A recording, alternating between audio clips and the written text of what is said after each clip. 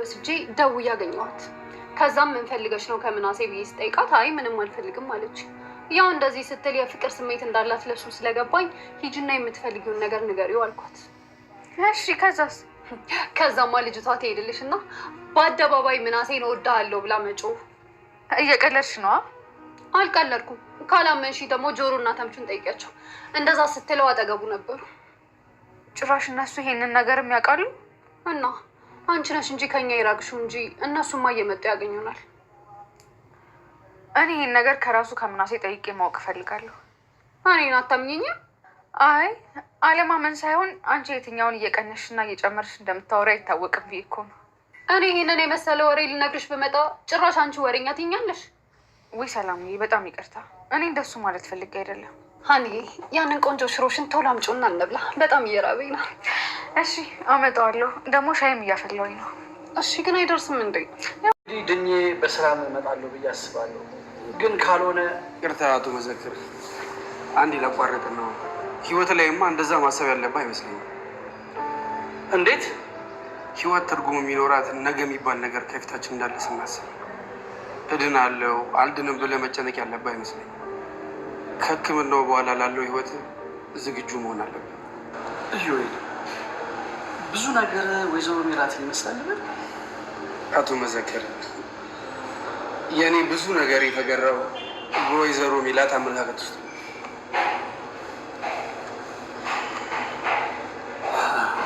ለማንኛውም ነገ የሚባለው ነገሬ ጥሩ እንደሚሆን ተስፋ አደርጋለሁ። ተጫወት።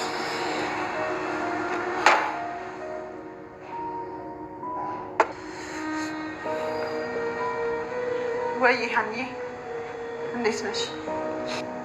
ደህና ነኝ። ሳይሳካ ሲቀር ወደ አንተ ትመጣ ነበር ብዬ አስባለሁ። አይ ጆሮ፣ ተምቹ እየበለጠህ ነው ማለት ነው። እንዴት? ይኸውልህ ጆሮ፣ ተምቹና ላይ መሰለህ ሀና ወደ ጆሮ የመጣችው ከእዝራ ጋር የነበራት ነገር ስላበቃ ሳይሆን ጆሮን ተወደው ስለነበር ነው ይለኝ ነበር። ለካ ትክክል ነው። ሀና የመጣችው ከእሱ ጋር የነበራት ነገር ስላበቃ ሳይሆን እውነት አንተን ስለምትወደን። ግን እኮ የለ አንተ እኮ ብዙ ነገር ሆናል። ይኸውልህ ጆሮ፣ የእኔ ብዙ ነገር መሆን ምንም ለውጥ አያመጣም። አንተ ብቻ ሀናን በፍቅር ያዛት። ቆይ ለምንድን ነው ግን መስጠት የማያልቅብህ? እሱ ደግሞ ምን ማለት ነው? ማለቴ ምን ሰጠው? ሰማኛል ኤልያስ፣ ድሮ የነበረን ነገር በሙሉ ስሰጠን ኑሯል። አሁን ደግሞ ሀኒቾን ሰጣኝ። ቆይ ከዚህ በላይ ምን ልታደርግልኝ የፈለገው? ምግባቸው ደርሷል። የሚጠጣ ምላል ትኩስ ነገር አምጣለን። ሻይ ሻይ ልታችሁ። እናመሰግናለን። ይኸውልህ ጆሮ፣ አልገባህም መሰለኝ።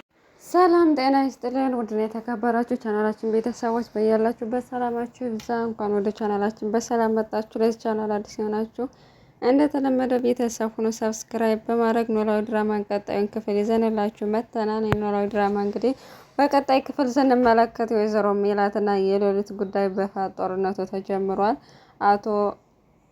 አቶ መዘክር እንግዲህ በሁለታቸው ትልቅ ጦርነት የሚያስጀምር ውሳኔ ወስነው ሄደዋል ማለት ነው። እንግዲህ ሁላችንም እንደምናውቀው ባለፈው ወይዘሮ ሜላት እሱን ተክታ በድርጅቱ ውስጥ ኃላፊ ሆና እንድትሰራ ጠይቋት ነበር ከአንዴም ሁለቴ። እሷ ግን የነበረችበት ሁኔታ ጥሩ ስላልነበረ አሁን እኔ ካለብኝ ኃላፊነት በላይ የምሻከምበት ጊዜ የለኝም ብላ ምላሽ ሰጥተው ነበር። እሱም አንድ ጊዜም ብቻ ነው የጠየቃት ማለት ነው። አንቺ በውሳኔሽ ጣልቅ ድጋሚም ልጠይቅሽ አልፈልግም ብሎ ታዋት ማለት ነው። እሷ ግን መልሶ ሲጠይቃትና ከዛ ምክንያቱን እንደዛ ያለበትን ምክንያት ስታቅ እሱ ለሕክምና ወደ ውጭ ሊሄድ ስለሆነ በዛ ምክንያት እንደጠየቃት መልሳ ስጠይቀው የተወሰነ ፍላጎት አሳይታ ነበር።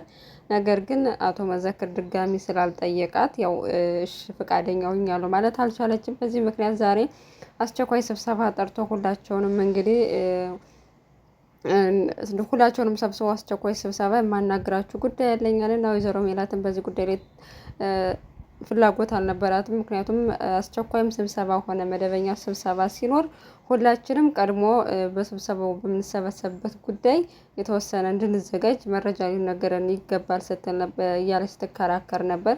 እናም እሱ ደግሞ ያው አስቸኳይና ያው ያን ያክል አሳሳቢ ያሆነም ነግራችሁ ነገር ስላለኝ ነው ብሎ እንግዲህ ወደ ሕክምና ወደ ውጭ ሊሄድ እንደሆነ ታውቃላችሁ። እናም ወይዘሮ ሜላት ጠይቄሽ ነበር ከዚህ በፊት ድርጅቱ ኃላፊ እንድትወይ፣ ነገር ግን አንቺ ፈቃደኛ ባለመሆንሽ ሉሊትን በአንቺ ፋንታ ሉሊትን ተክቻታለሁ እና እሷ እንደ ኃላፊ ሆና በዚህ ድርጅት አብራችሁ ትሰራላችኋል። እናም ወይዘሮ ሜላት በጣም ነው የተናደደችው። ምክንያቱም የኔ እምቢ ማለት እሷን ብቁነት ይገልጻል ስትለው፣ ብቁ ባትሆንም ምናልባት ብቁ ልትሆን ትችላለች። ነገር ግን ሁላችሁም ተሰባስባችሁ አብራችሁ እየሰራችሁ በመተሳሰብ ጠብቁኛላችሁ ብዬ አስባለሁ ብሎ ነገራት ማለት ነው። እናም እዩኤልም ደስተኛ አይደለም በጭራሽ። ያው አቶ ታደሰም ደስተኛ አልነበረም መጀመሪያ ላይ። መጨረሻ ላይ ግን ለሉሊት እያሽቃበጠ ከወይዘሮ ሜላትን እንትን እያለ ነው የሚገኘው። ምክንያቱም ሉሊት ኃላፊ ሆነች ማለት በጣም ከባድ ነው ለወይዘሮ ሜላት። ዝም ብላ ከመሬት ተነስታ ስለምትጠላተኝ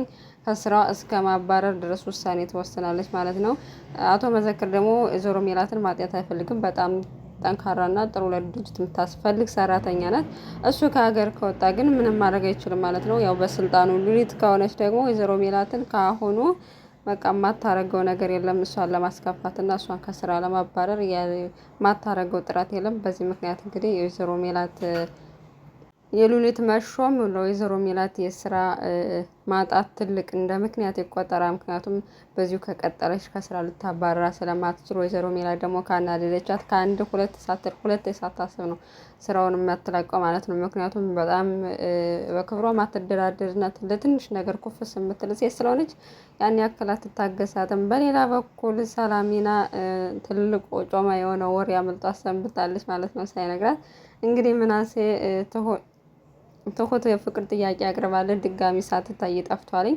እሱም እንዳይደውልላትም ምን ብዬ ደውል አናግራታለሁ በሚል ስጋት ውስጥ ስለወደቀ ማለት ምን ብሎ እንደሚደውላት እንደሚያወራት ግራ ስለገባው አልደወለም።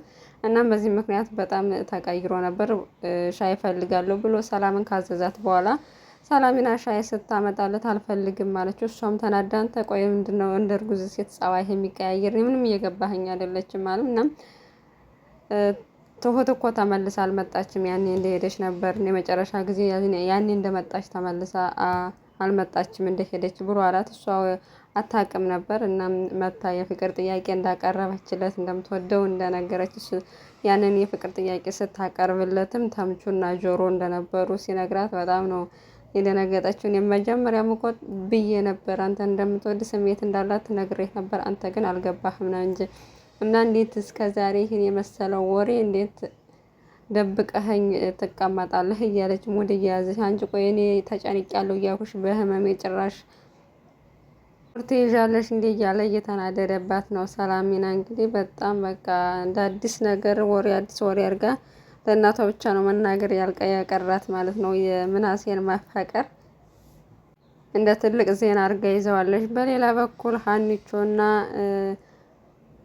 ኤልያስ ከረጅም ጊዜ በኋላ ተገናኝተዋል ማለት ነው። እንግዲህ ለመጨረሻ ጊዜ የተለያዩት ባለፈው ሀኒቾ ከጆሮ ጋር ስትናደድና ስትጣላ ለእኔ ያላት ስሜት ምንድን ነው ማወቅ እፈልጋለሁ ብላ ጠይቀው ነበር እና እሱ ደግሞ እንደዛ ብላ እየጠየቀች ምናልባት ባለፈው ከእዝራ ጋር ስትጣላ ወደ ጆሮ በዚህ ምክንያት እንደሄደች አሁን ደግሞ ከእሱ ጋር ስትጣላ ወደ እኔ ልትመጣ ነው ብሎ ስላሰበ እንደ አይነት ጥያቄ ላንቺም ለእኔም ስለማይጠቅመኝ አልናገርም ብሎ ጥሏት ሄደ ማለት ነው። እናም ዛሬው ሲገናኝ ያንን ጥያቄ ደግማ ጠየቀችው። በጣም ጠፍተሃልና ለምንድን ነው የጠፋኸው ብላ ጠየቀችው። እሱም በባለፈው የጠየቀችው ጥያቄ በጣም እያምሰለሰለ ስለነበረ እና ምናልባት እንደዛ ብለሽ የጠየቅሽኝ ወደ እኔ ልትመጭ እንደሆነ ብዬ ስላሰብኩ ነው አለችው።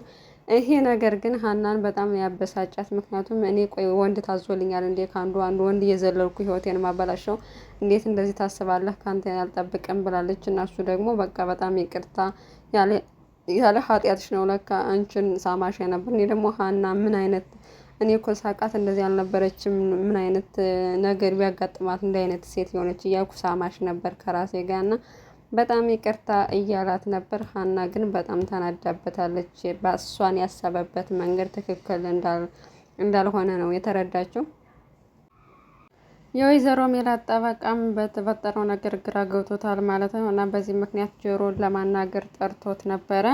እና ላናግር እፈልጋለሁ በአስቸኳይ ብሎ መንገድ ላይ ነበር የቀጠረው። ቆይ ወይዘሮ ሜላትን ሊረዳት የሚችል እና ሌላ ሰው የሚያግዛት አለ ወይ የምታውቀው አንተ የምታውቀው ሰው አለ ወይ ብሎ ጠየቀው። ጆሮ ግን የማውቀው ምንም አይነት ሰው የለም እና እርግጠኛ ነው ወይ ሲለው በጣም እርግጠኛ ነው የሚረዳት ሰው የለም። ምክንያቱም የሚረዳት ሰው ቢኖር የዚህን ያክል ጊዜ ፋይሉን ቤቷ ውስጥ ታስቀምጠውም ነበር፣ ኬዙን አሳልፋ ትሰጠው ነበር። ግን ለምን ይህን ጥያቄ ጠየቀኝ ብሎ ሲለው ያው በተደጋጋሚ እኔን የሚከታተለኝ ሰው አለ እና እኔንም ለማናገር ሞክሮ ነበር። እናም ሲጠይቀኝም ወይዘሮ ሜላትን ሊረዳት እንደሚፈልግ እና የእሷን ፋይል እንደያዝኩት እንደሚያውቅ ሁሉ ነገር ነግሮኛል እና በዚህ ምክንያት ግራ ስለገባኝ ነው እየጠየቅኩ አለው። እናም ምንም የማውቀው ነገር የለም፣ ግን ምናልባት ጠላቶቿም ሊሆን ይችላሉ። ምክንያቱም ከዚህ በፊት ያን ያክል ርቀት ሄደው እሷን የጣሏት ሰዎች አሁንም የማይከታተሉበት ምንም ምክንያት የለም ሲለው፣ ጆሮ ግን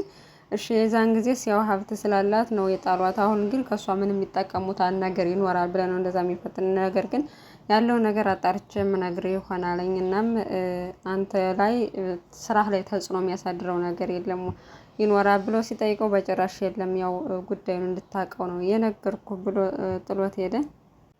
ሉሊትም አቶ መዘክር እንግዲህ ገና ከሀገር ሳይወጡ የስልጣኗን ወንበር ተቀምጣ እንግዲህ እያዘዘች ትገኛለች። እናም ታደሰን በአስቸኳይ አስጠርታ ጠየቀችው ማለት ነው። እስካሁን የት ነበርክ ብላ ስጠይቀው ያው የወይዘሮ ሜላትን ጉዳይ እየተከታተለ እንደነበር በዛም ምክንያት እንደቆየ ነገራት። እሷ ግን ከዚህ በኋላ የእሷን ጉዳይ የምትከታተልበት ጊዜ አብቅቷል፣ በቃ መከታተል የለብህም ምክንያቱም እኔ ነኝ አዛዧ፣ ከዚህ በኋላ እኔ የምልህን ነው የምታደርጋለችው። እሱ ግን በጭራሽ እንደዚህ አይነት ነገር አልቀበልም፣ ምክንያቱም ይሄ በአቶ መዘክር የግል ጉዳይ የሚደረግ ነው እንጂ በድርጅቱ ዙሪያ አይደለም እና በዚህ ላይ አንቺ አታዥም ሲላት፣ ቢሆንም የድርጅቱን ስራ እያቆምኩ ስለሆነ ሄደህ የምትከታተል በጭራሽ ከዚህ በኋላ አይቻልም ብላ ወይዘሮ ሜላትንም እንግዲህ ከዚህ ድርጅት ነቅዬ አወጣታለሁ፣ እሷን ማባረር አለብኝ ብላ እያሰበች ትገኛለች ማለት ነው።